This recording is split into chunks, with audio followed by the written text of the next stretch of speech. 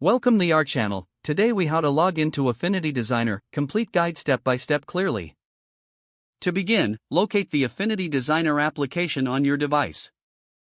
Double-click the Affinity Designer icon to launch the program.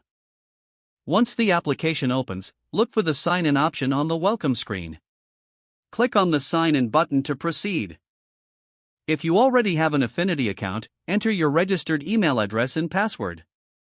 Make sure to double-check your credentials for accuracy. If you've forgotten your password, there is a Forgot Password link available.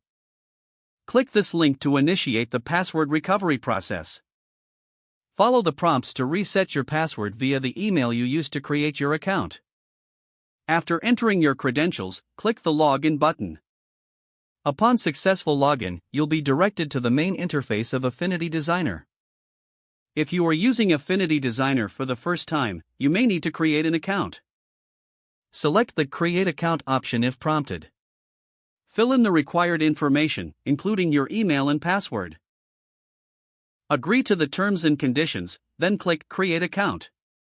After creating your account, check your email for a confirmation link. Click the link in your email to verify and activate your account. Return to the Affinity Designer application and log in with your new credentials. Once logged in, explore the tools and features available in Affinity Designer. You are now ready to start creating your designs. If the page does not load, refresh the browser or try again in a private or incognito window. Make sure you are using the correct email address, then retype it carefully to avoid small typos. If your password is not accepted, use the Reset option and create a new strong password you can remember. Check your spam folder for verification or security emails, then complete any requested confirmation steps. Enable two-factor authentication if available to improve account security and reduce unauthorized access risk.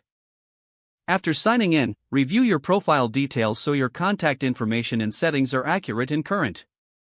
If you see an error message, note it down and try again after restarting your device and internet connection. Log out when you finish, especially on shared devices, to keep your account and payment information secure. If the page does not load, refresh the browser or try again in a private or incognito window.